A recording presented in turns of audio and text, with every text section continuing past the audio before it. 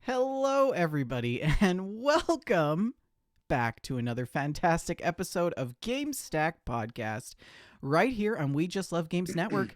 This is episode 113, Fooled You, with special guest Jessica Starr. Hello, Jessica Starr. Hi, greets everybody. How you doing? Just great. Glad to be here. I am your co-host, Vendertron. Also joining us this evening is the lovely Shalene. Why, hello, everybody. Oh, man, Vendor, what a week it has been. Right? What a week. But 7 don't make me days. talk about it. No. And also joining us, of course, is the illustrious, the alluvious, the fantastical Rick McVick. I thought you said fooled you. And I got so worried for a second. No. And then I Fooled you. saw the title was Fooled you. Fooled You. Fooled you. The title. Oh, man. Now we have to change the title. I literally was like, what? Like, what the heck? Oh my Oh, goodness. my goodness. Rick. Well, I hope you guys liked that intro. That was my April Fool's joke for all of you. Love phonetics. As much as it probably hurt your ears as much as mine. And it was It worked probably remarkably well backwards. quite Yeah, painful. The only thing that I didn't like about it was because of the kick drums that I put on had like a tail. It like went whop whop. And I feel like if it had just the standard kick drums, it could have worked. It would have been really good, yeah. Well, welcome to the show. And yes, we do have special guest Jessica Starr joining us this evening. Hello, Jess. How are you? Real Jessica Starr now. Wait, real Jessica Starr. Hey, hey, Vendor. Creeps, everybody. Happy to be here. And I hope that we really did fool you at the top of the episode. How has your guys' week been? Anyone want to go first? It's like been a week. this is the part of the show where we do mental health therapy round circle discussion about how It our week. really has been a week this week, you guys. Like it was a rough one. The next few are probably not going to be my favorite weeks of the year. But I'm here. I made it. I get to hang out with my friends now. So I don't have a job anymore. Tuesday was my last day. Oh, Oh, So you didn't make it through the full week? No, I was sitting on my phone, like, because they told me don't start any new projects, and I was just kind of sitting there on my phone, like playing Best Fiends. And I was like, if you don't need me, can I leave? Like, if I don't have any other work, and they're like, let me check with HR. I'm like, oh my gosh. So then, like, they email me back. They're like, yeah, today can be your last day. So it's like, all right, see ya. Nice. So I had Wednesday, Thursday, Friday to chill. Did a lot of Elden Ring, and then I start my new gig on Monday. So it's gonna be nice. So what have you Cool. gotten up to this week? Just Elden Ring. Elden Ring. And Elden Ring. I cut some records, and I finished an amp project I was working on, but mostly Elden Ring. Let's be honest. did you repair the Jesus Saves amp? Were you able to get that one? No, fixed? that's my second amp project. I just put together today a really rare bass amp that I just cool. finally put together, and didn't kill myself doing because I was messing with like some really high voltage stuff. Oh, So jeez. I'm not dead. Yay. I like the part where you Not didn't being die. dead. It sounds awesome. It's so Oh, We don't nice. want the you died screen in real life. Actually, when I was doing the voltage test, my wife was like, I'm gonna write it down for you while I'm next to you, because in case like you drop, I can like call the police. It's like, okay, it's Call fine. the police. They're not going to do anything. Well, whatever. 911 is. How about but, you, Jess? How was your week this week? I had a really great week, actually. Oh, good. I got a good bit done. I mean, I was productive at work and at home, and I actually worked from home most of the week. Actually, okay, real quick note. It started with a catastrophe. So I'm working from home this week, kind of doing hybrid, and everything was going fine. I packed up last Friday. I'm here. I start up my computer, won't start. I Ooh. get it running barely, connected to the VPN for an hour, and then it won't connect again for hours. So I'm calling IT, end up having to pack everything up, go into the office anyway. So much working from home. But then they ended well. IT took a look at it. They said, okay, this is busted. We need to get you something new. I stole a customer service computer, brought it home, officially. And I got it home. It's running great now. And the last 4 days have been all gravy. Oh, Nice. Lovely. Okay. Yeah. Okay. Excellent. Well, I'm glad everybody had good weeks. Well, 3 out of 4. Yeah, that's fine. That's all we can I'm count happy on. for you guys. I I- love you. I gotta want tell you to you, have good weeks. It's been a roller coaster of a week for me. I have laughed. I have cried. I have cried in the fetal position. I vomited, I think once. I can't quite remember. Yeesh. It's been a roller coaster of a week. I attended a funeral, which was really, really hard. Oh, I got $4 million in funding today.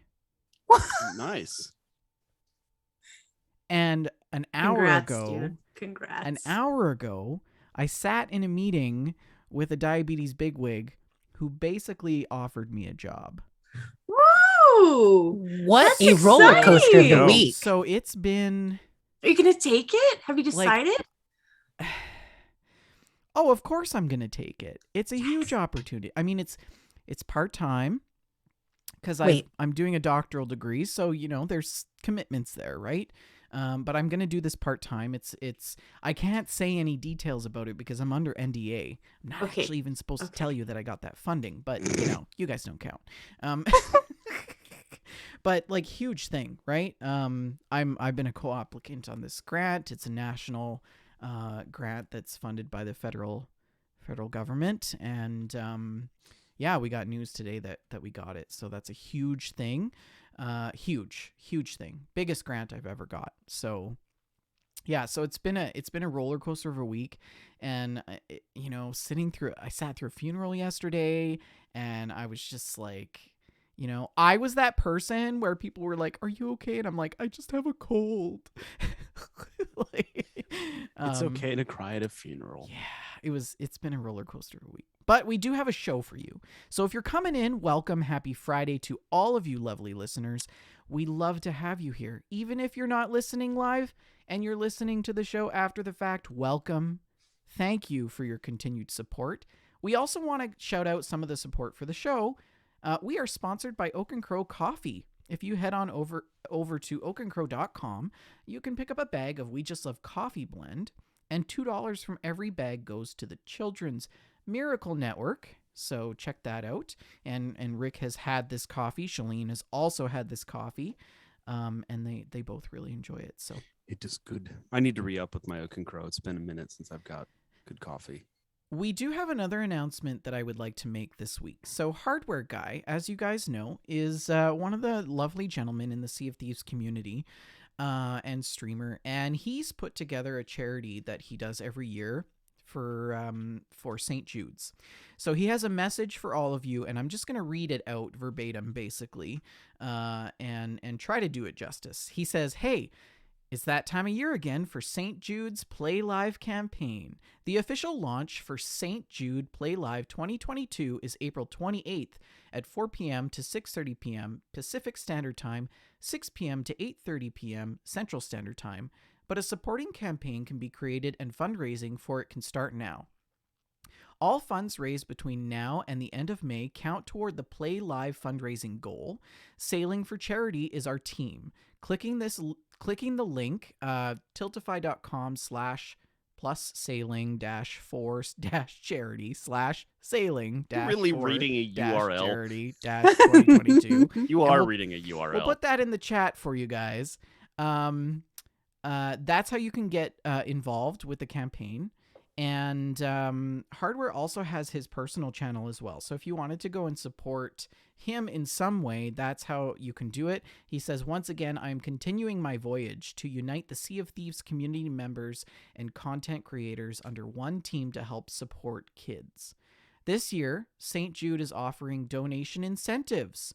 When setting up your campaign, be sure to activate them, and anyone who donates $60 to your campaign will receive a St. Jude's 60th anniversary sticker collection. So this team is open for everyone to create a supporting campaign, and there's no requirement to stream or stream Sea of Thieves exclusively. Hardware goes on to say, if you create a campaign, you will be sent an invite to the Sailing for Charity team. We would love to have you join us, and if you have any questions or issues regarding the campaign or getting things set up, please don't hesitate to send him a personal message. And he also says, please spread the word about the team and post in your Discords if you have them, and let's get the whole Sea of Thieves community together. And he also has a separate Tiltify that is available, tiltify.com/@hardwareguy/@hardwares Fleets for Kids 2022, and that's all with dashes as well, so you guys should check that out. I think it's a good cause.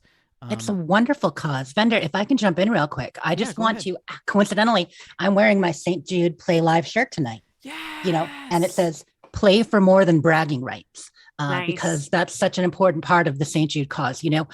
St. Jude's Hospital does so much for kids, funding surgeries of all different kinds. People, they think about youth cancer and such, but there's a lot more to it.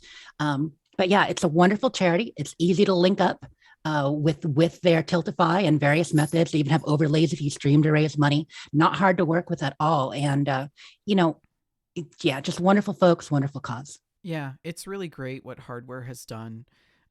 He has sort of knitted the Sea of Thieves community together in such a way that is beyond what I ever could have imagined. He's an integral part. And so, at the very least, go and show him some support by donating to St. Jude. And once again, thank you to Hardware for all that he does. Mm-hmm. So if you are tuning in live, happy Friday. As again, welcome to all of you. Host us on Twitch, tell your friends about the show. And we do have a lot to talk about this evening. We got some news, we got some gameplay, we got some game stocks. We also have a special segment and a Fallout segment. So Shalene and Jess are going to update you on some things that are happening in the Fallout universe. We're going to cap things off with some of your gameplay, some of our gameplay. But before we get into that, Shalene, do you want to take us through the people who have joined our Discord? Yes, I'd love to. We have 2 new members of our Discord server. Big welcome to ZTG and also to Zephyr, who is apparently a good friend of Alex. So welcome. Excellent. We're glad you guys joined. ZTG goes by Zach the Gamer. And he is a Sea of Thieves aficionado, and I have been sailing with him the last couple days, and it's been lots of fun. We met him through the server takeover that we did last weekend. So fun. Mm-hmm. Anyways, on to some more important things. This just in.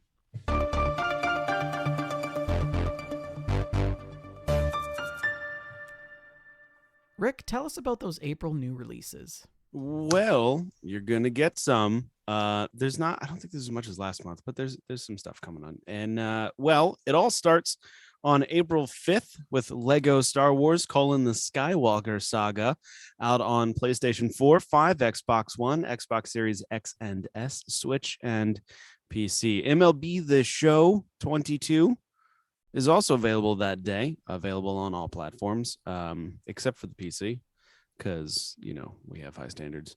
And then April 7th, Chinatown Detective Agency, Xbox One, Switch, and PC.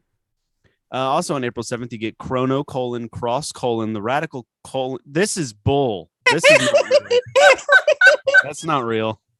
April Chrono Fools. Cross. I attached a few extra colons for you. I just felt it needed more. feel kind of like Anchorman a little bit.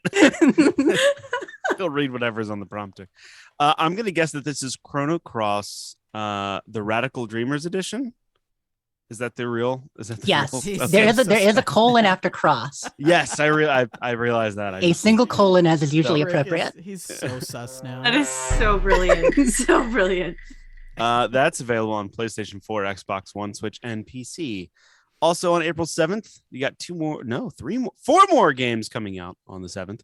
Godfall: Ultimate Edition, PlayStation 4 and 5, Xbox Series X, S, and 1, and PC. Sherlock Holmes: The Devil's Daughter. That's available on the Switch. Slipstream is available on PlayStation 4 and 5, Xbox One, Xbox Series X and S, and the Switch, as well as House of the Dead: Remake on the Switch. Now, any mall rats know House of the Dead. Oh And yeah. House of the Dead was one of those few games where you could drop in $2 and use both guns at the same I time, loved that. That which was the I thing. definitely did. Yes, that was the business.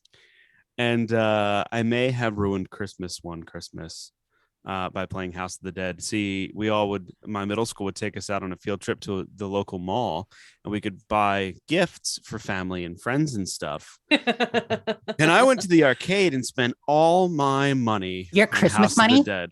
All my Christmas money that my mom gave me to spend on Christmas presents on House of the Dead. Oh, you're an addict. And I was in 8th grade, man. You're House of the totally Dead, an Rick. addict. Mm. How much trouble were you in? to make up for it, I bought my mom like a bag of those like those like candy peanuts with the red coating or whatever. Yes! Yeah, I bought her like a bag of those. And it was like Happy Christmas. Just a bag of candy nuts. I got in trouble. Anyway, House of the Dead. It's great. Okay. 13 Sentinels: Aegis Rim comes out on the Switch on April 12th. Cat Cafe Manager. Why do I feel like Shalene would Wait, like what? this? I It's feel like amazing. I need Yes. to learn more I about already this looked game. it up. It's Cat amazing. Cafe Manager comes out on April 14th on the Switch and It's on PC. Steam too. Ooh, it's on Steam? Okay, well, it's not listed here. Oh, So- gracious. This is adorable. Oh my gosh, you guys. This is so Uh, cute. It's like a little sim game Yeah. where you run a cat cafe, which I guess that's you assume that from the name Cat Cafe Manager. Maybe. It's so cute. Road 96. That is available on the 14th of April. Mhm. PlayStation 4, 5, Xbox One, Xbox Series X and S. Star Wars: The Force Unleashed is available on April 20th on the Switch. Zombie Army 4: Dead War is available on the Switch on the 26th. The Stanley Parable: Ultra Deluxe. That's available on PlayStation 4, PlayStation 5, Xbox One, Xbox Series X and X, and I wonder Switch if they're and adding PC. new content. That's on the Definitely. 27th. Mash, What, mash, the mash, Stanley mash, Parable? Mash, mash, Oh, I'm sorry. I loved the Stanley Parable, and I want to find out what additional, if it's worth buying it again. And it's been so playing- long since he's done a game, so I'm excited about this Yeah. Ultra Deluxe port, the extra content. I heard it, rumored way back like 3 years ago that he was doing more. Rumors. So If you're Oh, there you curious, go. Road 96 is actually really good. I had watched Dad's Gaming stream it, and it's sort of like a Life is Strange meets like jumping from state to state sort of thing. You're basically like hitchhiking, and there's a lot of rich story in the game. I recommend that you check it out. It's $21 on Steam, but quite good. Right. Mhm. Also on April 27th, you get Vampire: The Masquerade Dash Blood Hunt. That's available on PlayStation 5 and PC. And then on April 28th for the PC, you get Dorfromantic. I don't know. It looks German. is it about romantic dwarfs? Dwarf, like DORF, like Dorfro Okay. Mantic with a K. So that Okay. Dorfro Okay, and the now K. I've gotta look it up. Yeah, it's Yeah, like I'm curious. Romantic. Yeah, because you've got me very confused. Oh, it Initially, I looks heard, kind of dwarf endearing. romantic. It's Just an not- ISO. It's an ISO, but Yeah. it looks very endearing. Let's look at all Okay. those little train tracks. there you go. That's on the It is 28th. a peaceful village building strategy game. Not a dwarf dating sim. No. Unfortunate. I'd have rather had that. Definitely, probably would have played that. Yeah. Yeah. Yeah, I love a good adventure. You got to hook balling up with somebody.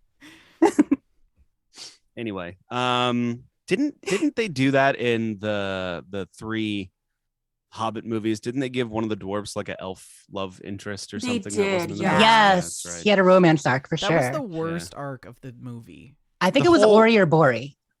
It was The dude it was that the needed one the that leaves for his wound the thing. gentleman who played in what was that show?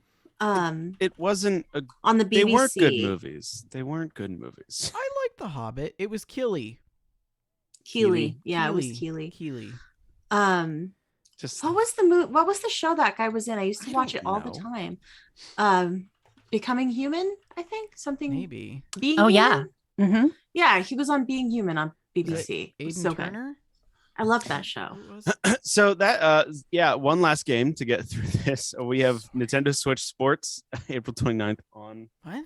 the Switch. Nintendo Switch Sports is coming out on the Switch on April 29th. Wow. Is that gonna be those are like the- Wii Sports? That's like I don't really know. boring. It's like the Bueller of know.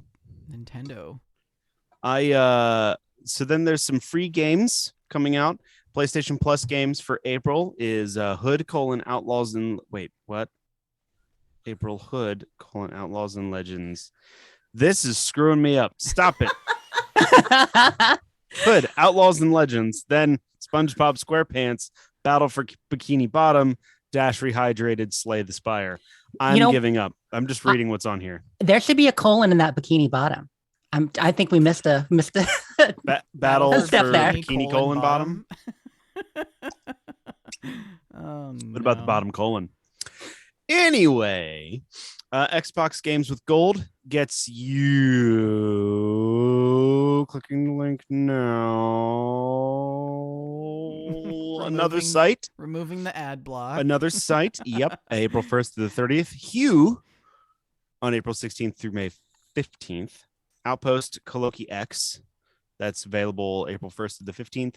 MX vs. ATV Alive, April 16th through the 30th. And then we've got Amazon Prime Gaming, which usually has some good stuff in there. So let's see what they've got this time. You've got Elder Scrolls 4, Oblivion, the Game of the Year Deluxe Edition. That's a good one. Pick that up. Plants vs. Zombies, the Battle for Neighborhoodville. Monkey Island 2 Special Edition, LeChuck's Revenge.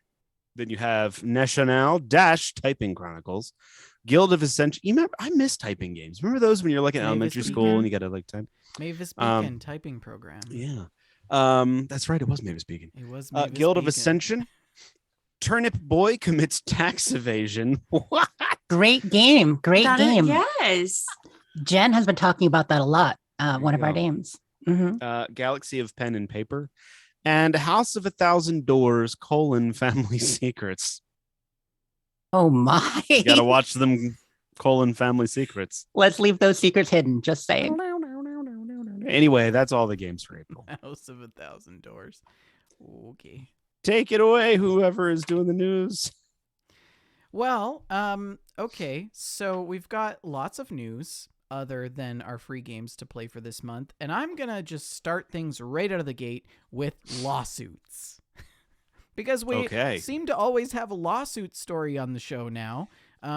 There's always some video game developer that's getting sued somewhere in the world. And this time it's Activision. Yes, Activision Blizzard.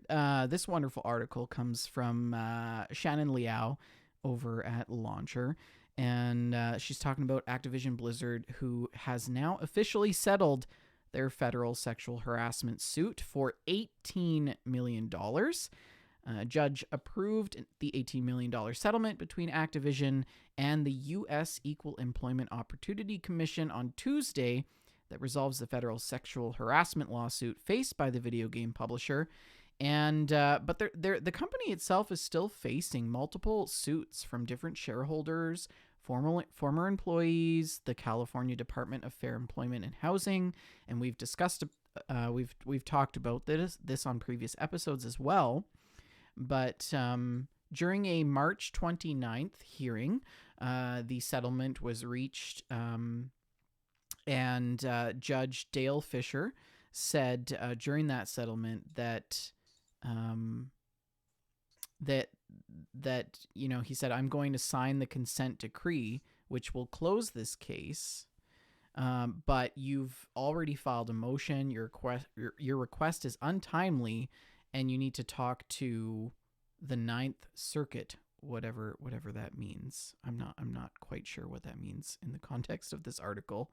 I don't know. Now I'm derailed. So basically, apparently what that means, anyone who worked at Activision Blizzard between September 1st, 2016 and present day can submit a claim specifically about sexual harassment, retaliation, or pregnancy discrimination. The EEOC settlement is an opt-in only, so claimants have to submit this paperwork to be considered as part of the claim.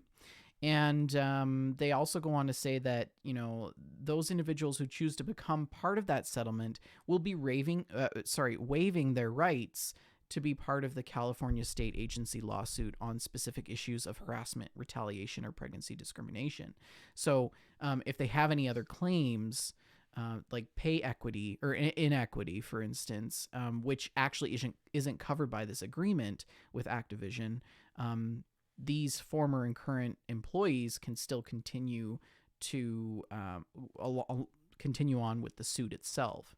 And so I'm curious to see how this is going to develop.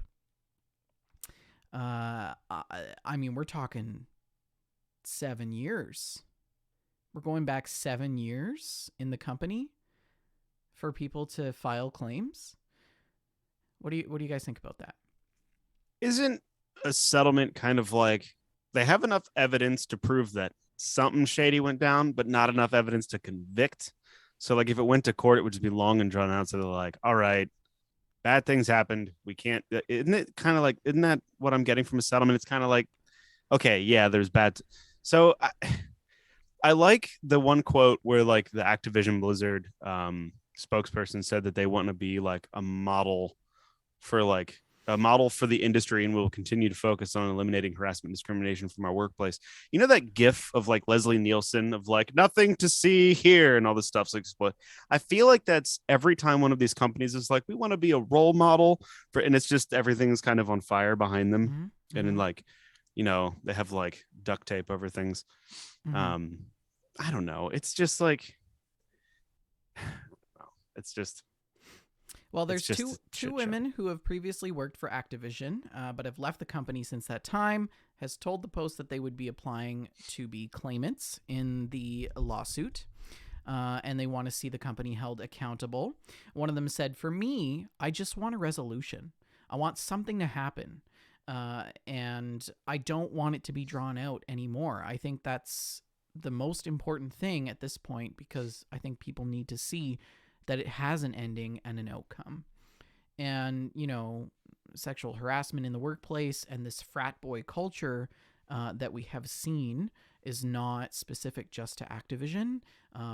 It is existent in many different industries, not just video gaming.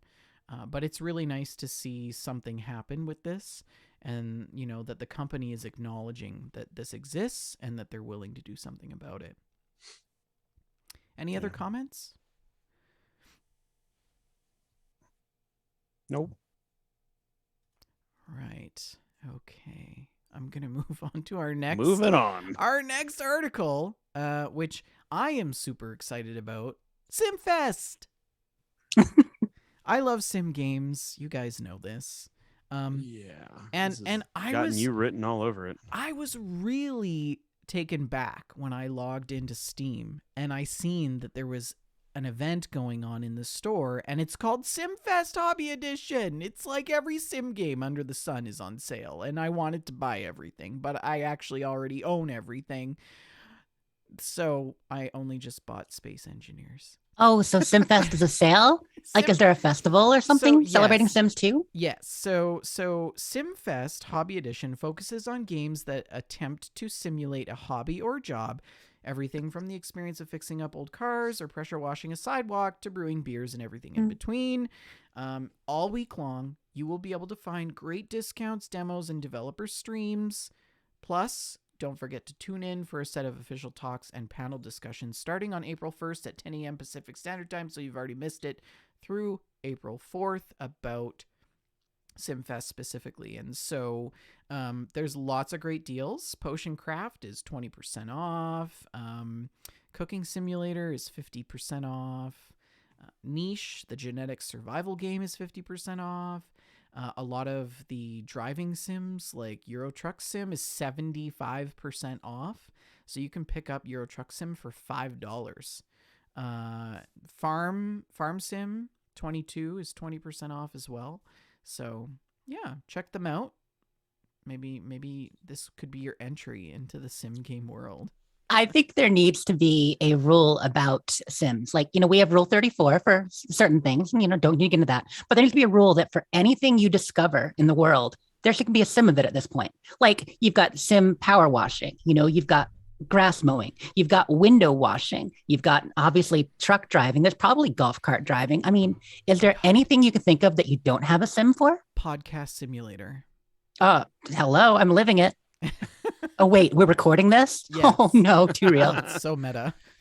I really enjoyed PC building sim. I thought that was a really Played fun that for a game. while. Oh, that was fun. Rick, you were And commenting about how you might like Farm Sim. Maybe now's a good time for you to pick it up. No, because I feel like you need the wheel and stuff like that. You do. It's just You do. Yeah, I just Yeah. feel like I've I thought wouldn't- about picking up House Flipper for a long time. Maybe Oh my this God. is the time. As a completionist, Shalene, you would love House Flipper. There's almost too much. I hear good things about it, though. Yeah. Zombie hairstylist simulator. That should be a thing. Also, if Oh, you're is there a guitar building sim? I wanna see probably if there is. There's Oh, probably- luthier sim? That would be wonderful. I'm surprised. Thank you for using the correct word. I didn't use that because more people are like, Luther what?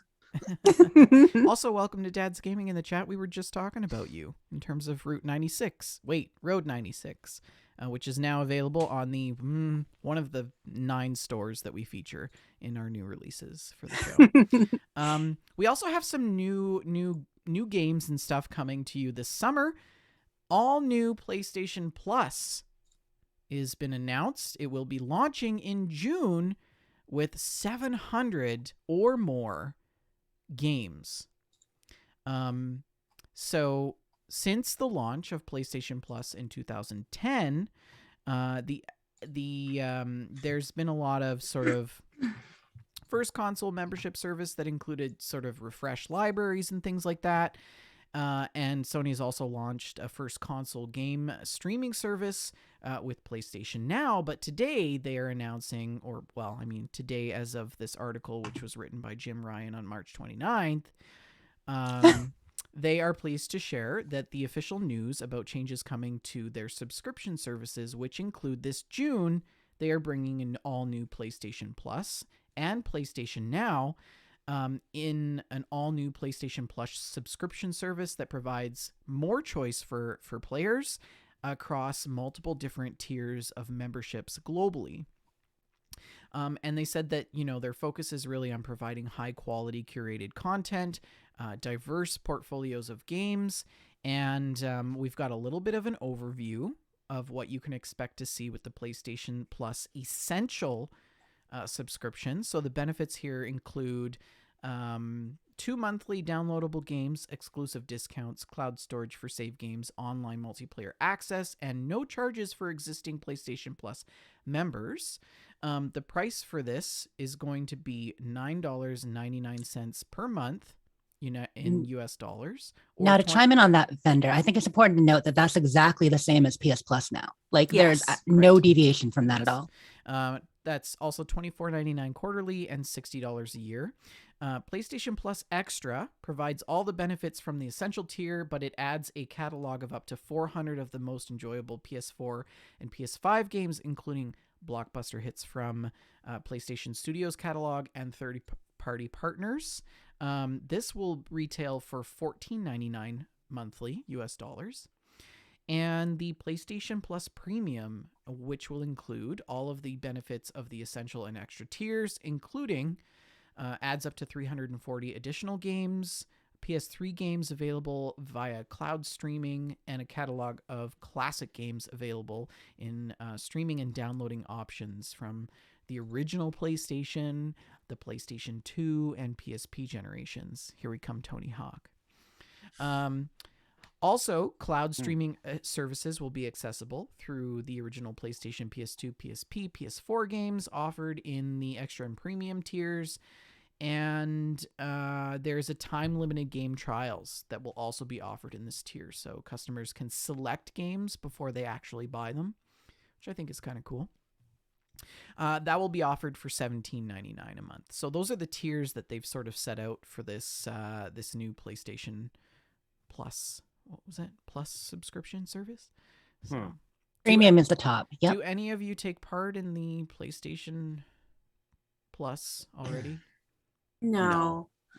I don't think I've ever subscribed to PlayStation Plus. I just don't have the need to. I have a PS4. It barely runs now. It's a launch PS4. Ooh. It barely chugs along. And it sounds like a jet taking off. And even when I was playing that console more frequently, I never really played online. Yeah. So I didn't have the need for it. For diehard PlayStation fans, which there are aplenty, I think this is going to be excellent news. Oh, for me. yes. You know, Yep. it's nothing for me because I play so much on PC that the Xbox Live makes so much sense, or the Game Pass makes so much sense because it's both and Xbox and PC. So, you know, it's pretty cool, but you know, I'll still wait till the PC I'll still wait till the PlayStation games get ported to PC to play them. Yeah. I have a feeling that this is going to be very popular for some of the previous games like Crash Bandicoot and other things that are on PlayStation, the original PlayStation. Well, that's what's interesting about it, Vendor. Okay, so I mean, you look at the initial tier, that's the same as Xbox Live Gold and PS Plus is currently. You know what I mean? They're very similar. And then you've got the whole Game Pass comparison. But in order to get to play those old games, which will be available streaming primarily, you know, like the PS Now service currently is, you're going to have to go to the premium tier. So that is $17.99 a month, which is pretty expensive to play older games, with that being the only real carrot on that stick. That's true. That's a really good point. $17.99 a month. Unless you buy yearly, which I think is what they're banking on. And we know subscription services are it's a problem. It's a problem, right? Everyone's doing it. Like, look at Audi, for example. Audi now has a subscription service for HEPA filters in their cars. If you want to use the HEPA filter in their vehicles, you've got to pay for that. Even though the HEPA filter is already equipped in your car and you've technically already paid for it. If you want to use the satellite radio already equipped in your car, you're paying for that too as a subscription. And then all the other subscriptions. Yeah. What's going to bug me like is the original subscription service. Yeah. What's going to bug me is like on like, I think Ford said something about it where it's like, oh, we'd love to have like monthly subscription for like cruise control and all these other things. It's like, what are you going to do? Like turn off ABS? I am. Like, we're going to go back to 1983. People that will would be their cars. The worst thing. I would be so angry. So angry if they put cruise control on a subscription. Like, people would do it. Like a certain type of people who drive certain types of vehicles would very much do these. That's the problem and with ruin it for the rest of us. That's the problem with subscription. I think I would start that driving old cars. Anyways. Yeah, that one doesn't really make cruise control doesn't make a whole lot of sense. Now, if you get to self-driving cars in order to engage that module, but yeah, I was just using a reference, but they are talking about doing like if you don't pay the subscription on your self-driving car, then what does it drive you to the debtor's prison? Like, no, it drives you to an ATM so you can afford it. Yes, that's right. Come on, I need you to take me to work so I can pay your subscription. Self-drives to the nearest dealership. I mean, Tesla did that though. I mean, when they were putting out Tesla stuff, they're electronically throttled cars. So, you know, if you wanted a different version or whatever, you'd pay the money and then it would like change the software. Yeah. So, I mean, like these things aren't like I feel like foreign, but there's a level of triteness, I think, to it that is a little frustrating. When it was horse drawn carriages and Ford introduced the first, fuel propelled vehicle, I feel like I would be that guy that was like, "This is outrageous. We can't do that. Like, horses' lives matter." And like, it's just like I feel like I'm that person that's super against subscription services, but at the same time, I feel like it's justified. Well, it's not about the subscription service. It's about things, and this goes for anything, but sticking with the car analogy, it's about things that were once standard and included, now being considered extra benefits for more money. Mm-hmm. That's when things start getting frustrating. It's like the thing that you had been paying for. Well, the new thing, like Apple with their like, look, we know that you always had the charging thing inside the pack, but now it's separate and you can pay for it extra because we're taking that cost out of the phone, quote unquote, but the phone's still more expensive because it's a better phone. You don't see that, but believe me, there's a price difference, like that kind of thing. Like when you start taking things out of the package that once used to be in the package and charging me more and then extra for it. I think Ferrari's famous for this, where they have a light version. So like they have a car that has like stereo and AC, but then they take it out and then charge you more money. So it's like, oh, thank you for taking out things so I have less but more money paid for it. Right. And like, if you're worried about paying the subscription in your Tesla, don't worry, because E3 will not have a digital or will not have a they're not actually going to have a digital show this year, so you may actually have to end up paying that subscription for service to get you to E3 on time. The Electronic Entertainment Expo is taking 2022 off entirely, according to multiple reports. And this article comes to us from Brendan Sinclair over at GameIndustry.biz. Thank you, Brendan. And Razer PR lead Will Powers says that he just got off an email. It's official. E3 Digital is officially canceled for 2022. Representatives of the Entertainment Software Association didn't return any sort of comments, but IGN has since said independently that they have been able to verify this cancellation. And ESA has also confirmed that news to GameIndustry.biz, and they said E3 will return in 2023 with a reinvigorated showcase that celebrates new and exciting video games and industry innovations. So, and they also said that we've previously announced that E3 would not be held in person in 2022 due to the ongoing health risks surrounding COVID-19. But today we're announcing that there will also be no digital E3 showcase to 2022, which I think is a little bit unusual. Digital I'm not E3 sure. was pretty useless last year, though. It was very trash. It was a waste of everyone's time. Mm-hmm. So I'm not sad that digital E3 is canceled. I am sad that there is no in-person E3 because I enjoy going to E3 and I want to go back. And I sort of wonder if the conference is going to recover from all this. Well, I mean, and just before I'm getting a phone call. Just before the pandemic occurred or began, we saw Sony and other big key players pull out of E3 to have their own showcase. So, maybe they're taking that into account now. Mm-hmm. They did say, however, instead, we will devote all of our energy and resources to delivering a revitalized physical and digital E3 experience next summer, which is interesting. So it's going to be a hybrid model. Whether enjoyed for the show floor or your favorite devices, the 2023 showcase will bring the community, media, and industry back together in an all-new format and interactive experience. So, yeah. I mean, maybe this will be good for the conference in the sense that they have to, because they've been kind of running with the same concept since the beginning. Mm-hmm. So maybe this dwindling of engagement and also, the pandemic is going to force them to revise and adapt into something that may actually be better. So, or may be more geared towards the consumer a little bit differently. I don't know. It'll be interesting to see what they do next year. Mm-hmm. Mm-hmm. Yeah. So other big announcements coming from the Microsoft and Gamers Outreach. They have announced that the Beyond Xbox Therapeutic Play program will release a film showcasing the benefits of gaming for hospitalized youth. So that's really cool. The initiative actually advocates for gaming to help support the recovery and provide a means of connections for children who are hospitalized.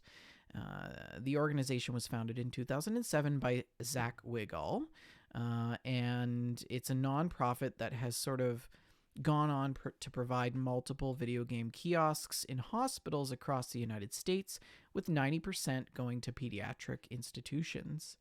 Hospitals, I should say. And Wigall said, I always thought of games as something that brought people together. I played games to socialize, to be enveloped in a story, and to express creativity. I felt that this was a moment to demonstrate positive things that can happen. Also continues to say that Gamer Outreach's 7-year and ongoing partnership with Microsoft, as part of that, it wants every hospital to be easily provide children with access to their favorite hobbies, which includes video games. Lovely. And yeah, I think this is just a really great feel-good story. And alongside that announcement, both companies have also released a short documentary around this experience. It's called Beyond Xbox, A Player Like Me. And the film actually depicts how two young people living with Ehlers-Danlos syndrome meet each other from playing Forza Horizon 5. And the documentary also shows the broader work of the Gamer Outreach organization. So, yeah, I think this is great. Nice. I love stories like this. What do you guys think? I hadn't heard anything about this one, the Gamers Outreach Program. So that sounds wonderful. The Beyond Xbox Therapeutic Play Program. But they've done a lot to, reach diverse communities. That's something that Microsoft has been focusing on, with the accessibility controllers and stuff like that. Different ways that gaming can be used in therapy, physical therapy, even like a lot of things. Yeah. And we've talked a lot on this show about how the benefits of virtual reality can be brought to people as a therapeutic tool for things like autism, rehabilitation, dementia and things like that as well. So yeah, it's really nice to see this video games used in a different way. I wish that we had more of that. So good on them. That's the end of our news segment. I have one thing to add. In the chat, let's see, here it was. Dad's Gaming mentioned he'd like to see the family Xbox Game Pass. And I don't know if he's referring to it, but there are rumors from inside sources that that the Game Pass will have a family plan option soon to be announced from Microsoft, and that'd be pretty dope. Strong rumors. Yep. Strong rumors. Yep, substantiated from multiple insiders. So that's likely to happen. And we knew that was on the table. Phil's even said as much. Also, speaking of rumors, the whole Digital E3, I think it's important to note that a lot of people weren't surprised by the Digital E3 news because they thought ahead of time, oh, wait, Jeff Grubb already said back on January 17th that wasn't going to be Digital E3. And there were strong rumors, but again, it wasn't officially announced until this one. Yeah, it's interesting. Like I can only speak to having attended virtual conferences as part of being a researcher, and I gotta say, it's nice. Like I don't enjoy getting on a plane and traveling halfway across the world for 3 days and then getting back on the plane and traveling all the way back home just so that I can present a poster to a group of like maybe 2 or 3 people that might walk by my poster at the conference. So I mean, I can't, it's not really comparable to a digital E3 space. No, because E3 is about networking too. You talk about bringing that poster to a professional conference. Okay. And you're there and you've got, the couple of people who stop and talk about your poster, but you also get to meet colleagues and people you might not see outside of that conference. Well, I would say though, that I've equally been able to network in digital conferences as well. But I think Shalene would probably be able to speak more to that since she was actually at E3. E3 is fun. It's really, really fun. The best part is getting to go hands-on with games that haven't released yet, that you're looking forward to, and getting to meet some of those developers and chat with them. My absolute favorite part of being at E3 was meeting the people who make the games that we play. Yeah. And getting to talk to them about their motivations and their inspirations, and just seeing the passion that they have for the work that they do. it was a really special experience, and there are a lot of fun things. There are all kinds of events and lots of excitement, and it's fun meeting other journalists and content creators, et cetera, et cetera. But and watching the big demos in the theaters, and it's fun. But really the most special part of E3 is getting to have conversations, one-on-one conversations with the people who make the games that we play. Yeah. And speaking of a forum, I mean, the digital forum does provide a lot of contact, but not necessarily for those sort of developers. Are you going to hop into their, Twitter space that they announce is happening at 1:30 p.m. on a Tuesday? You may not be aware of it. You may never know it's there, or, the time may not work out. Whereas if you're at an event like this, it's a great place to bring all these people together. So physical E3 has its place. Digital E3, obviously, it was a little bit sad. Let's be honest. First, they took the year off, and then it was very disorganized. But the thing stepping in, if they can consolidate it, because I feel, a lot of gamers would really enjoy that condensed news cycle. I took E3 off for 5 years in a row. That's my vacation week. Okay. I love E3. I love the conferences, all that. Even when I'm not there physically, it's a chance to get all the news, follow everybody, check in with your people on the street, whether it's Shalene coming in, via FaceTime, or somebody up on IGN or another website. Like, I loved that. And now you've got, individual conferences throughout June, July, and that's okay. The first year was so messy, but if they can bring it in, give us, obviously news when you're ready, but at least try to keep it in 1 month, please. Summer Games Fest, this and that, so we can get our news in and know that it's done, and then start to get excited. Yeah, I really do enjoy having it all in that week, and it has reduced the excitement for me having so many companies pull out and do their own separate events. To me, that makes the excitement for all of it diminished. We do have some more excitement, though. We've got a Fallout segment for today's show, and I am entrusting both Shalene and Jess to walk us through that. So take it away. Hey, okay. Well, we have some pretty big Fallout 76 news specifically. Fallout 76 development is being, in a way, partially outsourced. There was a press release that Double 11 Studios will be working on content for Fallout 76. Indeed. And what it sounds like is that they will be doing some of the new content that's coming up. Bethesda and Double 11, according to Double 11's press release, began speaking in late 2020, and they have worked together on new content that will be enjoyed by the community in late 2022.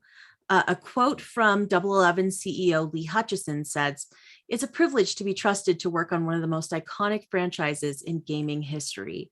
The team we've assembled to work on Fallout 76 are so passionate about the series. Working with Bethesda is a dream come true." And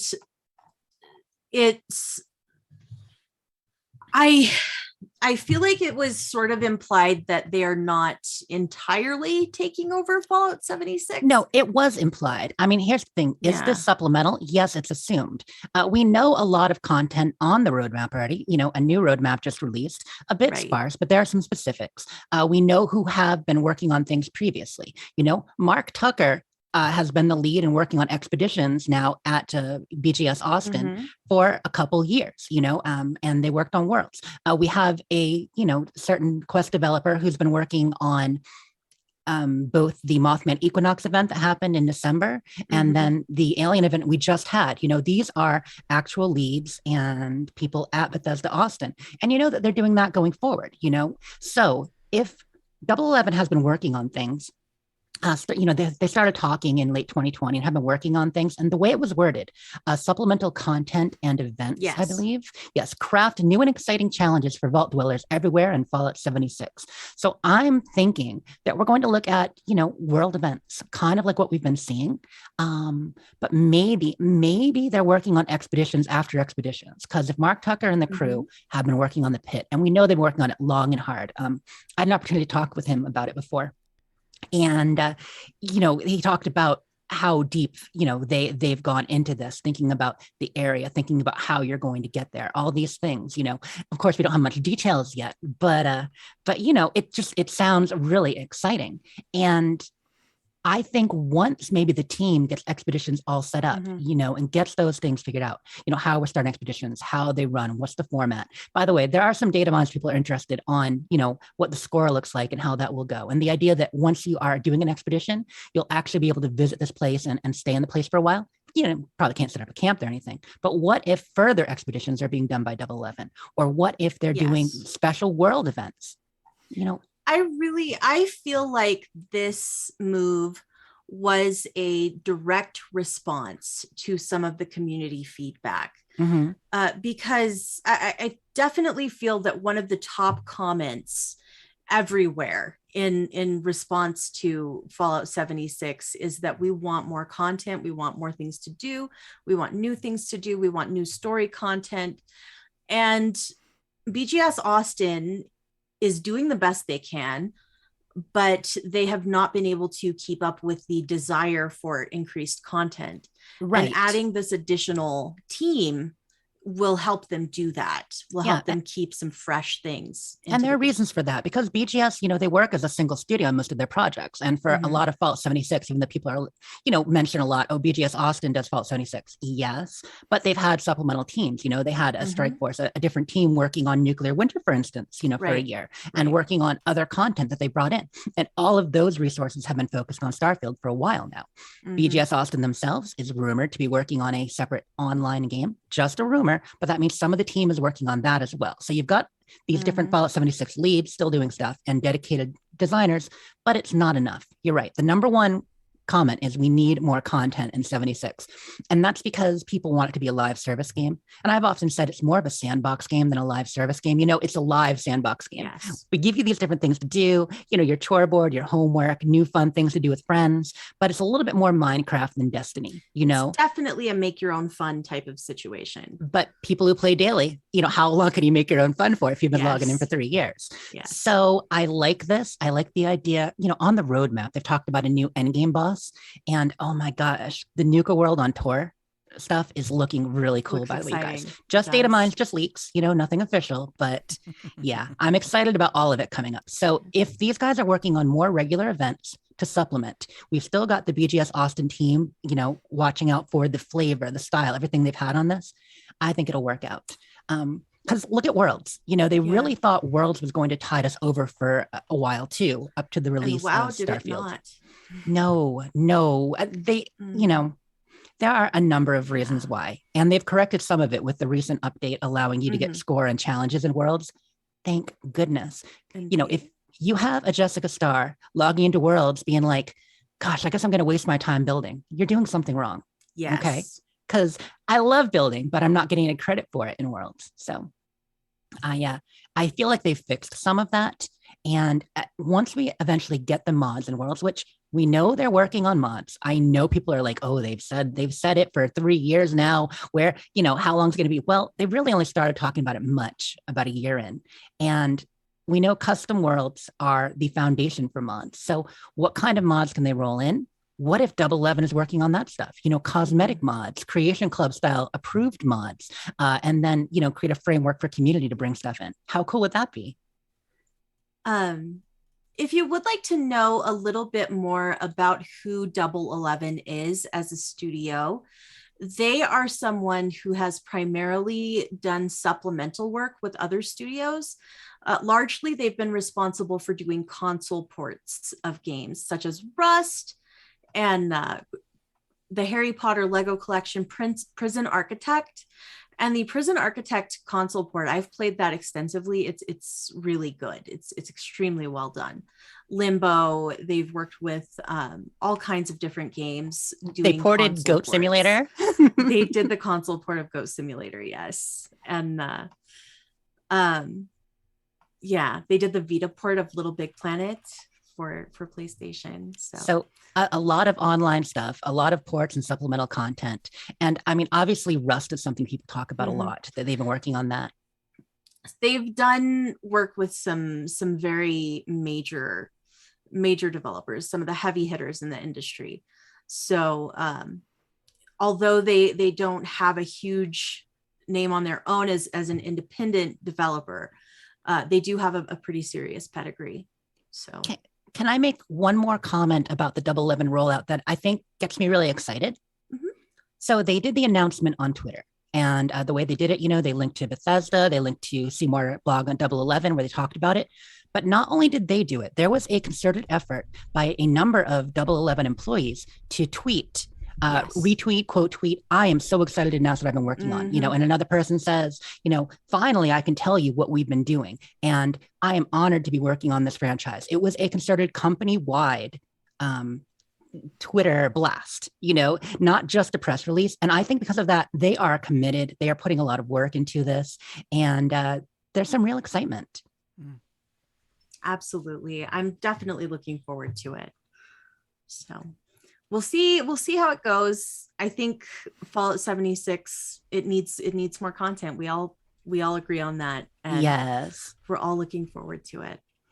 So I would like to roll into our next Fallout article. This one is another update on the Fallout TV series that it is being produced by Amazon. They've cast another lead role.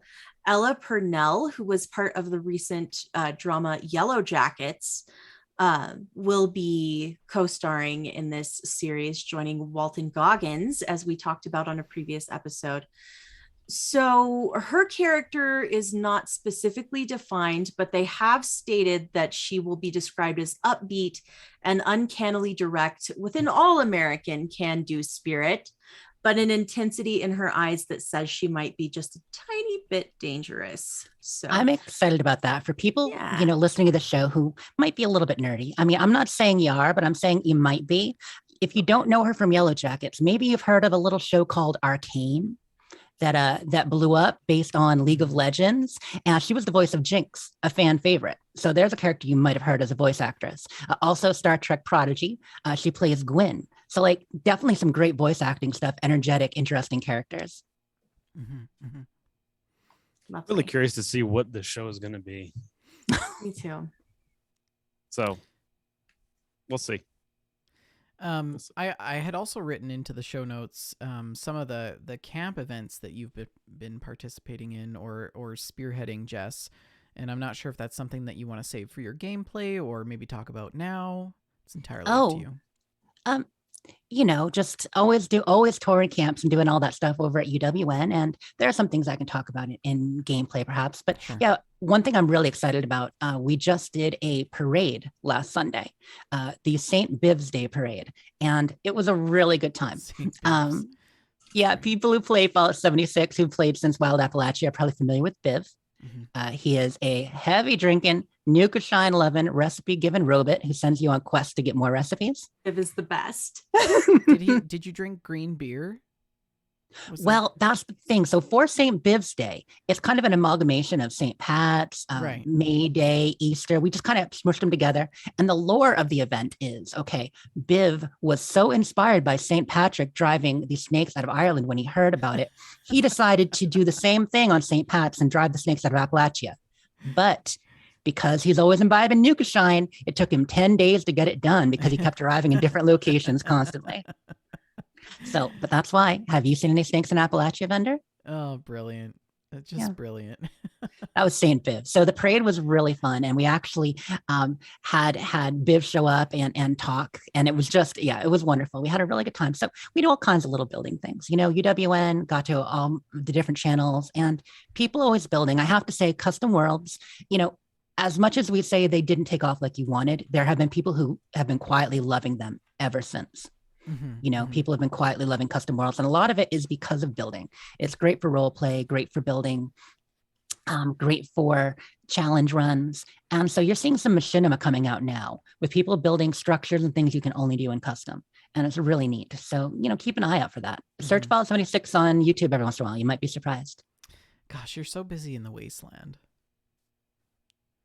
As I also recall now, you are busy with other projects. And it's part of the reason why we've asked you to come on to the show. Here at We Just Love Games Network, we follow the vision that we like to uplift the community and provide a voice to individuals who want to promote their own work and projects and content.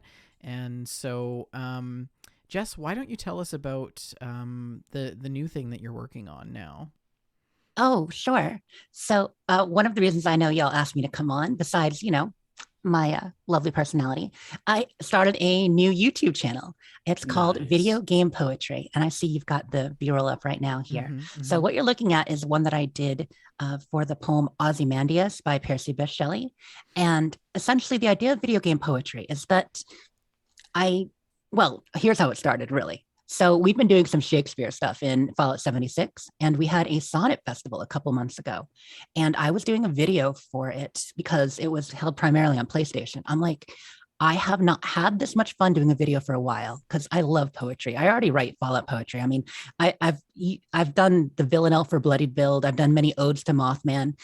It's funny, Bethesda UK a year ago tweeted and said that I was the poet laureate of Mothman, or the official hymnist of Mothman. It was really sweet. Hymnist of Mothman. So I enjoy poetry anyway. It's always been part of my background. And doing the sonnets and Shakespeare, I said, this is wonderful. I love melding visuals with poetry. And so I'm like, I want to do more. How can I do that? And I started thinking about it.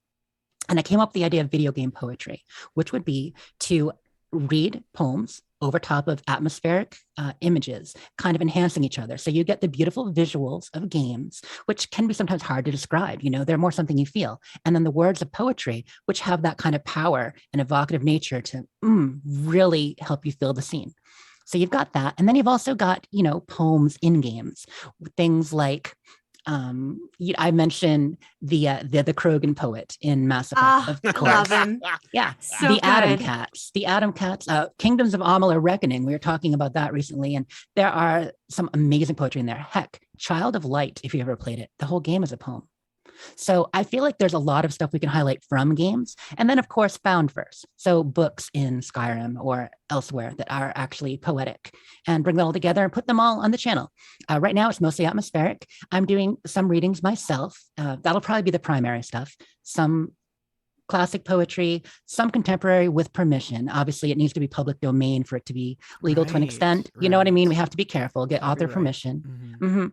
Robert Frost, only recently, some of his stuff became public domain. So we're lucking out there. And I'm also having guests. Wonderful. So I have someone who wanted to read Robert Frost, which will be great. I might ask some of you guys to read. I've got some voice actors. Yeah, vendor volunteering now. I'm ready. That would be I'm ready. Tip of the tongue, teeth in the lips. It'd be wonderful. And I've got a few voice actors, people who have done some Shakespeare stuff with us in Fallout 76, and who voice act on multiple, because there's a large number of podcasts right now that are story-based podcasts, a lot of voice actors, not to mention, say Laura, with Westvault Radio, stuff like that. I want to bring them in. Skyrim Book Club was actually an inspiration as well. I'd love to get Rebecca read some stuff over there. Yeah, because they read the text of the books in Skyrim. And so I'm like, what if I marry that with a video, which they did a few times, but I want to make it the basis of the channel. So speaking of guest vendor, I think you actually have a sample of Brad Williams read Sonnet 106 for me. So I did this in Skyrim, and Sonnet 106 is about beauty, and I really love this one.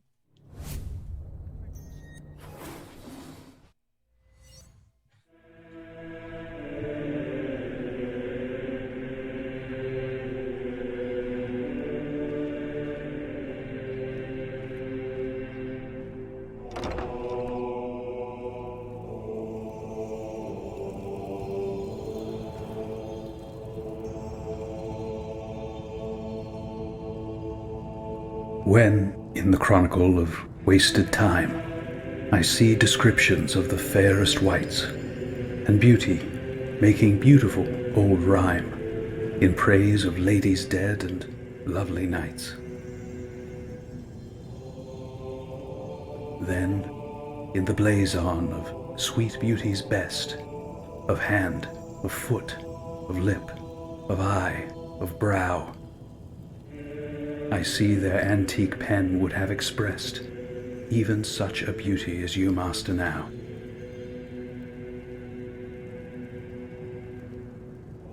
So all their praises are but prophecies of this, our time, all you prefiguring, And, for they looked but with divining eyes, they had not skill enough your worth to sing.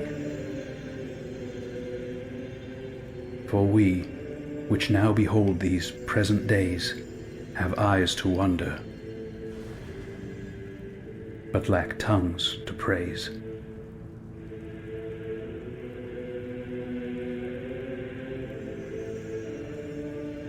Seeing that broadcast on your channel on the podcast makes me cheer up a little. That So was amazing. Brad has a great voice. He's a great voice actor and writer. Like, he does the podcast Once Upon a Wasteland, which is a love story podcast set in Fallout. Very different, very good. But he does voices for a lot of things, and he's been doing some of the Shakespeare that we've done, the live broadcast of Shakespeare. The next one coming up is actually Romeo and Juliet. I've seen some of the script. Yeah, it's great. But of course, star-crossed, it's Settlers and Raiders. It's going to be fun. You need to do the Andy Griffith version of Romeo and Juliet. Oh, it's perfect. So what good. light through yonder window shines? Window shines, yes, window shines. Winter shines. Hark, because it said that back then. Hark. Have you seen that before? Oh, it's so I have good. not. It's but I love it. perfection. It's so good. I think you're building a platform too to engage with some voice actors. That's kind of what I'm looking for. I think that you've got some real potential here. It'll be a lot myself, but it's not just one game. It'll be focused on games I'm playing. Because obviously that's how I'm going to get footage. So there'll be, I want to see Sea of Arthur Thieves, Morgan. Fallout, Skyrim. I want to see Arthur Morgan do a sonnet about his horse. There is some amazing cowboy poetry out there that would go really well with Red Dead Redemption. What needs to happen though with the Red Dead Redemption one? It needs to be a very nice poem, kind of read, sounding like Arthur Morgan, but every serene moment that Arthur's in, he needs to get attacked by some random event, because that's kind of how Red Dead makes me feel, Yeah. Hey there, boy. And then a What you bear just doing? kind of. So how can people find the show? Well, so I am going to drop a link, if you don't mind, for you to share in the chat, because the best way to Drop find that it link. currently is to go to YouTube and just search video game poetry. If you search video game poetry, Fallout, video game poetry, Skyrim, because I've done videos in those so far, that would help. Mhm. But I am the only channel. I couldn't believe the name wasn't taken, but it wasn't taken. So video game poetry. But I only need 10 more subscribers, and I'll be able to get a Ooh. custom URL. So There we go. I'm No. gonna go ahead and do that for I you. subscribed today. I was number 90. So, Nice. WJLG community, you've got to roll up your sleeves and subscribe by going to YouTube and searching video game poetry, subscribing on Jess's channel, and let's get her to 100. And you're getting lots of nice comments in the Oh, YouTube thank you, chat guys. there as well. there So- is the link in the notes for you, Vendor. But Oh, yeah, once I can get a excellent. custom URL, I'm going to obviously try to get video game poetry, which I should get because it's not taken yet. Yeah. But we'll see. I have 3 accounts, so I'll go ahead. Oh, 2 accounts. No, do I have 3 accounts? I do have 3 accounts. The WJLG account has already subscribed. So there you go. We're going to subscribe You from guys are every so good. account that we have. My old account, my new It's account, my great. business account. There you go. You guys are so good. Thank you for supporting it. I don't even know. It's such a niche within a niche. Yeah. People who love classic poetry and also video games and atmospheric videos. Right. But it could grow because sometimes being in a niche, you Mhm. find those very specific people who like what you do. Yes. Now, are you going to do custom poetry, like self-written poetry, or are you just going to stick to stuff that had already been written? at some No, point? I will insert originals. In fact, Okay. some of my Sea of Thieves gameplay recently, I was recording some stuff for an original that'll be coming out soon. Excellent. Hey, you're at 96 right now, so Holy 4 more Road people. 96. What? Yeah, Road 96. So just need 4 more peeps. Oops. Makeshift Hero and Tasman have just subscribed. Be like Makeshift Hero. Thanks, and Taz. Tasman. Thanks, Makeshift My Hero. Appreciate it. Excellent. Awesome. Well, I can't open Mm. my images, which is a prop. There we go. Nope. I can. So if you're interested in following along with video game poetry, we certainly recommend that you check out Jess's YouTube channel, and show her some love. And we love that we are able to uplift that on the show, and that you've joined us this evening. So thank you. Also, I think that we might have removed the GameStock section, but I just want to say my favorite GameStock is veggie based. I'm not in with these chicken broth. I like a nice veggie stock. Yes, Not in a the fan of interest- beef stock either. In the interest of time, I have nixed the GameStock segment, and we're going to move right on into what the community is playing. So this first image comes to us from this What oh is wait that? no this is I'm like way behind now. We've got it. Oh, there we go. This is the first image. This comes from Alex. She says, not entirely sure what's going on with the new event gifts. We got lost in Ark, but I'm embracing it. Wait, And then that's Ark? No. She said we got in Lost Ark, but I'm embracing Lost Oh, Ark is a new I'm- MMO. it. Mhm. I'm Lost looking Ark. at the not two- Lost in Ark. Yeah. And then she also posts this picture that says, "I am crying from laughing so hard," and it's a cat with Kitten arms that says, and there's a caption that says, "Let's give them a round of applause."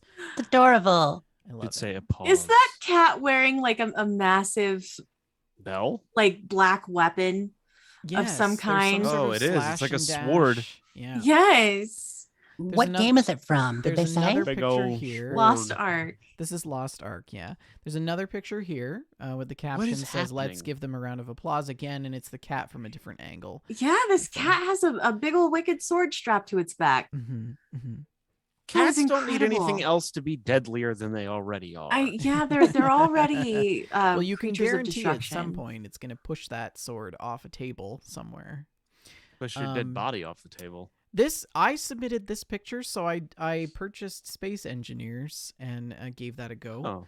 And How is I was pleasantly greeted with a very personal message from the creative director when I booted the game up, which is something that I've never experienced in a video game.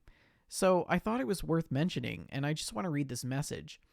I would first like to personally thank you for choosing to support our game and its development. Many talented people have been involved in this project during the last 6 years, and we are honored to have you join our community. Space engineer is a professional practitioner who uses scientific knowledge, mathematics, physics, astronomy, propulsion technology, material science, structural analysis, manufacturing, and ingenuity to solve practical problems in space and on planets. Space Engineers takes pride in their ability to get the job done right, no matter how big or how complex or how remote.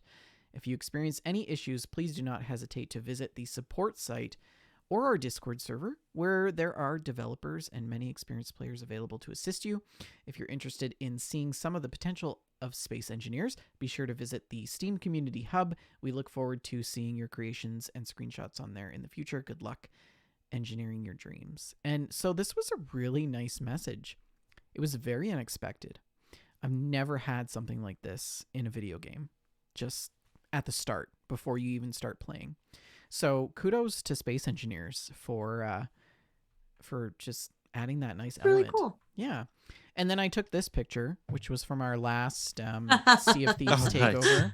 And it's me sitting on a dock on a boat somewhere, and with my little candle thing.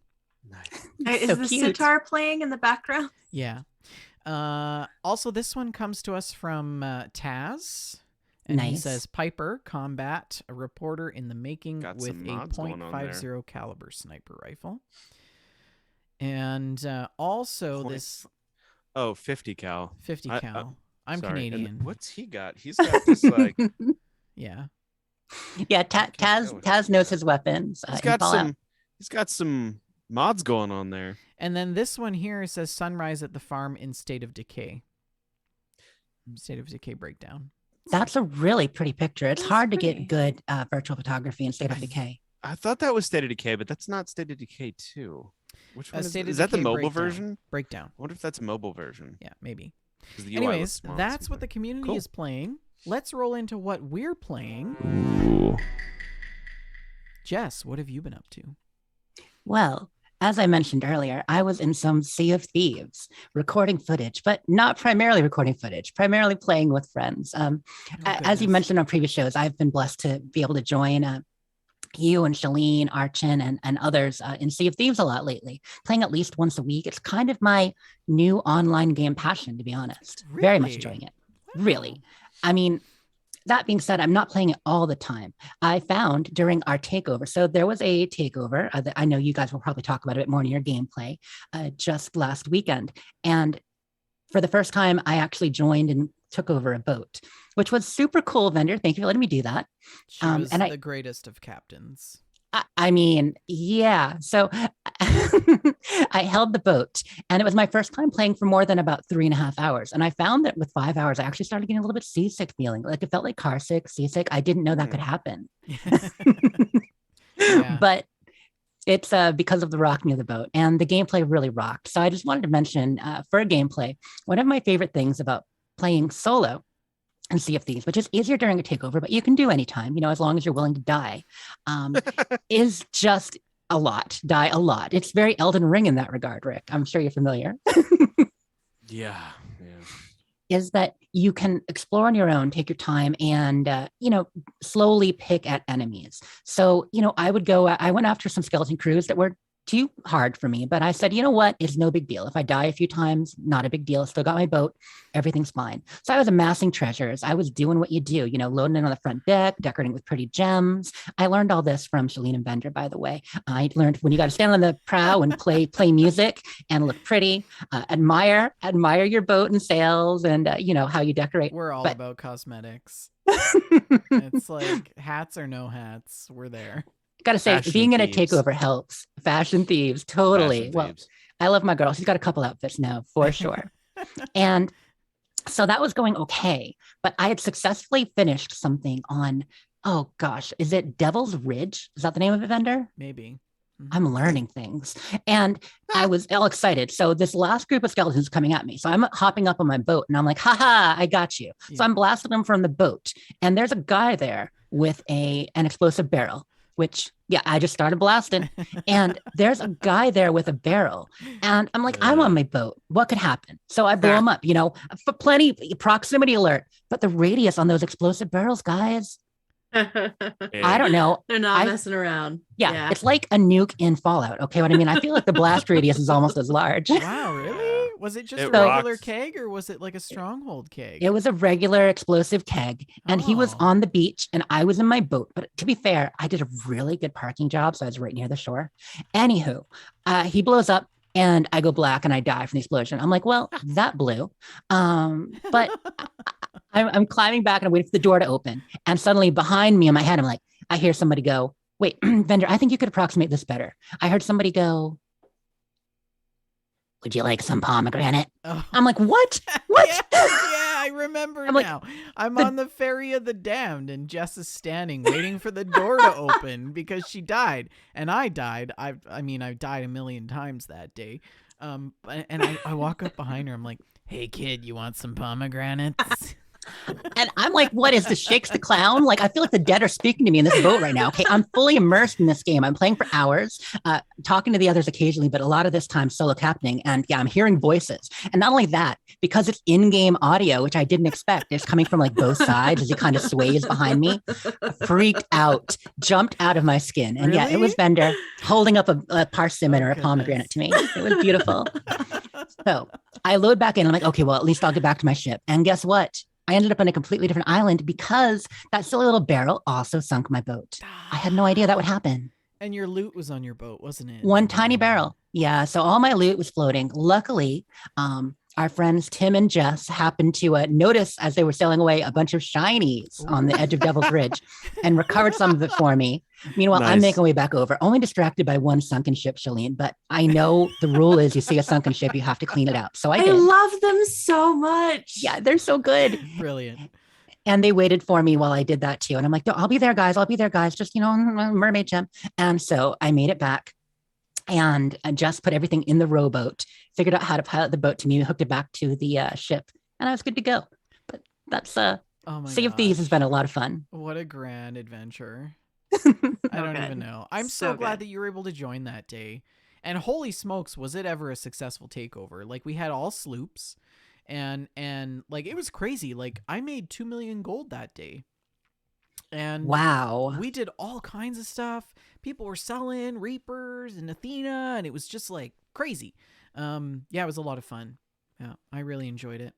And I was happy to help, even with my lowly status. Yeah, I'm glad that you were able to join. Like, I mean, if you ever want a boat, you're always welcome to one. The next Sea of Thieves takeover will be sometime in the end of April.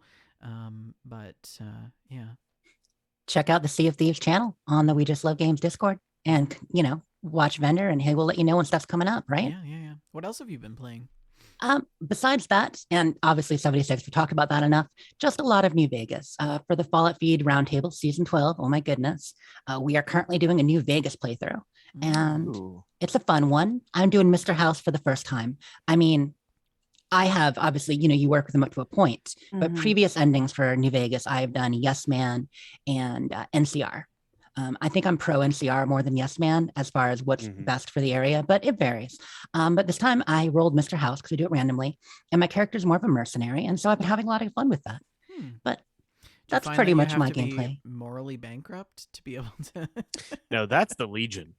Well, mildly. That's morally bankrupt. Yeah, that would be more morally bankrupt. In fact, that's where I just got to in my gameplay, by the way. I just did Fortification Hill and the Securitrons and all that for Mr. House. Oh, gotcha. So good. Gotcha. Yeah. I thought you meant like you went to Caesar's or Caesar's compound or whatever. Yeah, no, it's just Mr. House is a bit Andrew Ryan. He is a bit, egotistical and a little self-centered and, about holding power.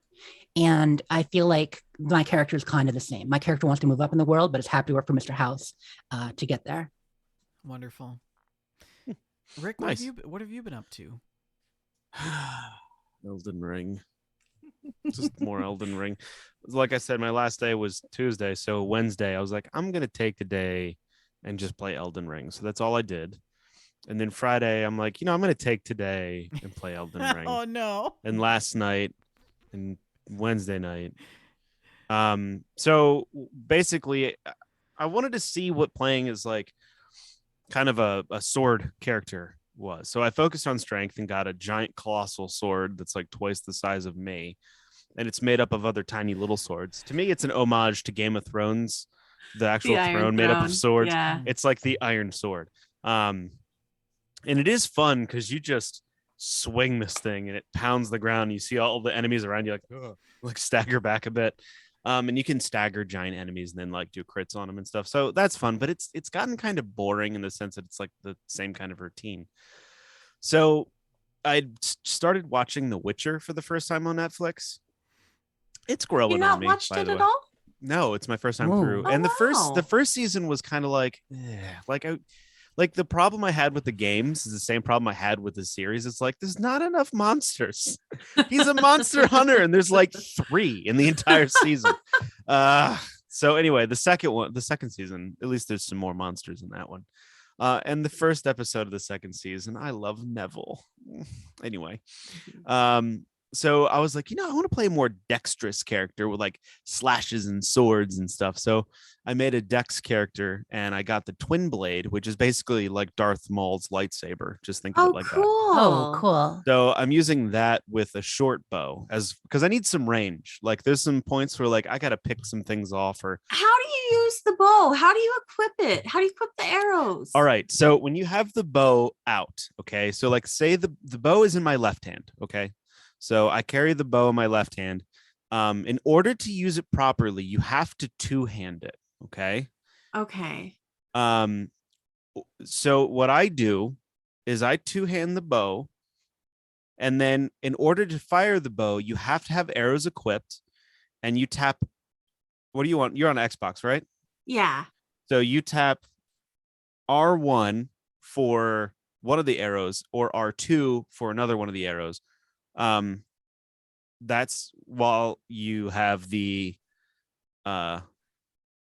that's just you just tap them. So I have to have the bow in one hand and nothing in the other hand. Right, because if you have the bow in like your right hand and something else in your left, the only attack that you can do, you should be able to hit R1 Okay. and fire your arrow, or R2 and fire the secondary arrow. But I noticed if I have, I'm going to try this again. if I'm dual wielding here, and I just have the bow in my left. If I hit R1 or R2, it's going to do the attack for my right hand. And I'd have to hold the L trigger in order to do the magic, because some bows have like a magic attack that you can do. But it was a little weird to get used to using the bow. So like I have to constantly switch back and forth. So like two-hand the bow, then like switch back to two-handing the twin blade in order to get that to work right. But I've been having a lot of fun with the dex build, focusing on the twin blade, because it's fast-paced combat, but you have to be smarter about it. So I'm learning like, oh, this enemy, I've got to roll into him when he attacks, or else I will die. This enemy, I've got to do this thing, or I will die, and so forth and so on. So like fighting trolls and fighting those big giant like stone golem creatures, you actually have to get under their feet to do damage, and then like kind of watch for their stomps, but otherwise, you know, they're gonna hit you pretty hard. But so I've been having a lot of fun with that, and I beat Godric, I think, on my first try with my dex build. Nice. It might have been my second try with Godric, but it was a lot easier. The problem was, though, with him was he killed all my woofs real quick, my woof summons, and then he killed my co-op companion. So it was just me, and he had like half his health left. And I was a little nervous, but if I noticed that, like, I have to say to my, I picked Vagabond class because they have the highest dex starting stat. That's the class I'm building off of, with a full executioner set. No, excommunicated set. Exile. I have a full exile armor set with the twin blade. I think it's +5 or 6, and the short bow is like +4 at the moment. But I have to tell myself not to get greedy. You know, I'm sitting there spamming R1, and I have to go, don't get greedy, because like I got to roll at some point here, and it's definitely pretty fun to do that. So I've been watching The Witcher while playing Elden Ring, because I'm kind of going over the same thing for the third time, because I've got 3 characters now. Now that I'm doing this again, finding new NPCs, like I figured out the talking bush, and that's a whole quest line that I missed before. I don't know if you've found the Shibriri grapes, but that's a whole quest line that I completely missed before. And it's all about, if you follow the game's path without deviating and going your own way, kind of, you kind of find a little bit more of the NPCs in the right order, per se. Right. Interesting. Yeah, there's a couple of things that are really stupid with the game. Like, you meet an NPC that, when you go into the Stormvale Castle, there's something you find, then you have to go back and give it to her. But if you go to enough sites of grace, then you go to the round table, hold, which triggers her to go there before you find the item. Then you just have this item you have no idea what to do with unless you look it up. So like, it's just weird how they do that kind of stuff. But regardless, it's a lot of fun to try to, like, once you start playing the game enough, you start understanding the hints, right? Like, you'll see one of those like ghost dudes in like a ruin, and he's like, we hit, you know, like the eyes underground find us, and you're like, oh, okay, there's a hidden stairwell somewhere around here, and you have to just like hit the ground in certain spots, and then an invisible wall will go away, and then you're like, there's a stairwell down to get some item. So there's a lot of little hints and things like that you start to kind of get when you start playing the game. And I found this thing. I've heard rumors of a way to kill. There's like these big head flamethrower carts. Have you seen these, Shalene? No. They're big green heads. They have all these spikes for beard, and they have flamethrowers, sometimes 1 or 3 barrels. Horrible. And sounds like a regular Monday morning for me. they're tough to kill. Heads? You have to get behind them and attack the driver, or else you do like little to no damage. But if you get above them and drop down and do a normal attack on their smokestack, dead. And that is something the game does not tell you. That's so actually cool. I think it does tell you if you buy one of those hints. But anyway, You can buy hints. Yeah, so not only do the vendors sell cookbooks, they sell these little notes about specific enemies, and they tell you weaknesses and stuff about the enemy. So I haven't bought any of those because I was just like, I don't know what those are, but that's what they do. Apparently you can buy like certain, and you're like, oh, this like for instance, like if you go into a cave, a lot of the chrysalid enemies, you hit them with a sword, your sword kind of bounces off. You have to hit them with like a blunt object, like a hammer or a mace or something. Interesting. Yeah, That's and that good does to a lot more know. damage. So, but anyway, that's basically what I've been playing. What about you, Vendor? I've been playing a couple of games. So I finished Outer Worlds. Nice, congrats. Yeah, I actually finished the main Wow. story, and it was so good, you guys. It was so good. I was so impressed with this game. I'm gonna have to replay it. Wow. Nice. Yeah. Main story, phenomenal. Put it right up there with Fallout New Vegas. Yeah. So that was really surprising. Wasn't expecting that at all. That boss fight at the end, holy moly, that was like a good 40 minutes. Did you feel like the end was a bit rushed? I mean, that's one of the things about Outer Worlds is that I feel like the story becomes less full-bodied after you do the first couple planets. You've got all your companions. Yeah. Yeah. The end was a little abandoning, I felt. I felt a little bit left in the lurk. I did purchase the DLC content. Oh, excellent. So I am going to play through those 2 pieces of DLC. I'm really excited about that. But I was really impressed with Outer Worlds. My favorite part of the whole game was when I was able to get the 5-finger discount on all the hats and the outfits in the fashion shop in Byzantium. I'm not sure if anything else will live up to that, but do you guys remember a few episodes ago when I told you about my whole debacle with Honeycomb and the Bravo throttle quadrant that I purchased as part of Flight Sim? Mm-hmm. Right? I remember that. Yeah. So this piece of hardware is not cheap. And there is a wire in this channel here that is detached, and it's a flaw in the hardware in the product based on how the levers move. It basically worked that wire loose. And so what happened previously was I had tried to return it, and the girl said, well, can you take it apart and take a picture of the wire so we can see that the wire is severed? Mm-hmm. So I took it apart and took a picture of the wire and showed her that it was severed. And then she proceeded to tell me that I just voided the warranty and that they could not repair the product. I remember that. Yeah. The ever-living muffins. That's horrible. So I decided to sit on it for a few weeks. Oh. And I submitted a new request. And this time I got somebody different. Yeah. And they were able to process it. And they're sending me a shipping label. And I'm Nice. going to get the product Ooh. replaced. So Good. Screw you, Honeycomb. That's all I have to say about that. Sea of Thieves. So I've been working on the commendations for the sea forts. Almost done that. The new content is really good. I'm a little bit confused about it. I don't quite understand what we're trying to do, but The story portion, you mean? we know that we get the prison cell key now that's in the sea forts, which is kind of cool. But I'm not entirely sure what that story is all about. So I need to work a little bit more on that and kind of figure it out. Oh my God, the new cosmetics are so good. I got the bunny cannons. Ooh. Which is part of the season. I mean, so if you've got, if you play it, you're going to get the bunny cannons anyways, because I didn't get the plunder pass this time. I didn't justify the blossoms.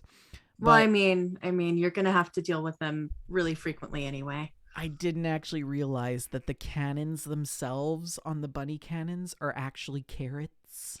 Oh, No. that's wonderful. They're carrots, and it's brilliant. And at the end of the cannon, there's a little bit of green leaves, and it's so cute. It's just the most adorable Easter thing I've ever seen. I love it. Yeah. So I've been playing a lot of Sea of Thieves, and probably will continue to play it. I'm at level 93 for my season, so I'm almost done that. And in the takeover, I reached 75 in Reapers. So I'm now 75 in all of the factions, except for Hunter's Call and Athena's, because those don't count. But anyway, Shalene, what have you been up to? Very quickly. I have been playing Kirby and the Forgotten Land on Switch, and that is really all of the gameplay I have done. I have been enjoying this little game so much. It has brought joy to my cold, dead heart.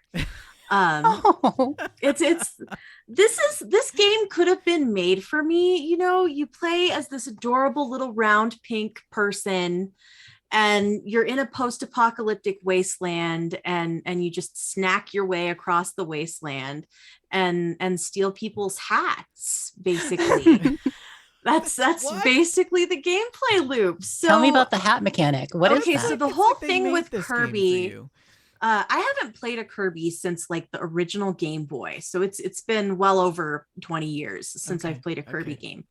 So he has like this thing where he just like inhales and eats his enemies and then takes on their powers, right? Their abilities. He gains them by it's basically cannibalism, you know. You gain the strength of your enemy by eating their heart, etc.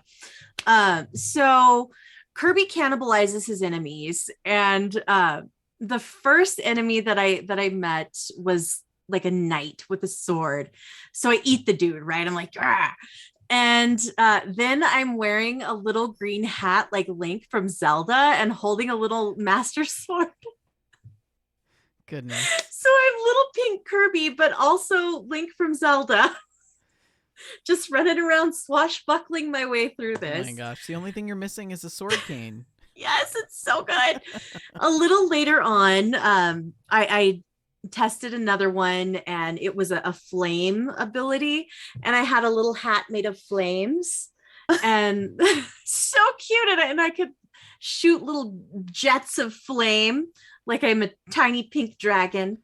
And there was one where I had a construction hat. I don't even remember what that did, but I love the hats. He looks so cute in these little hats, just so cute. But there is an additional mechanic where Kirby can swallow things and gain Right. abilities based on the things. Yeah. And the first one where you experience this is an old beat up car, and you become Carby, which is my favorite thing in the world. It's so good. So you're this pink car, and you can see the shape of the mirrors in his little pink. Did you body. coin Carby? Did you I come don't- up with that? I think so. I feel like no, I didn't hear that anywhere. So No, I haven't either. yeah, That's great. Carby. It's perfect. Brilliant. But as Carby, you can drive around and you can ram your enemies, and it's really, really great. And there are other things. You can be a traffic cone and like stab into the ground with your pointy traffic cone head. And you can for a while, guys, I was a set of stairs. What? I was a little pink flight of stairs. So you can carry the stairs over and then spit them out. Oh my And God, now I you love have it. stairs to help you do platforming. And it's a delightful game. It's delightful. I'm playing on whatever the normal difficulty is, and it's super not challenging at all. And that's absolutely what I need right now. Mhm.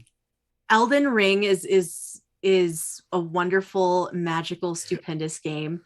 Ooh. But with the life challenges I've been facing It's not this a last good. couple weeks, it's been too much for me.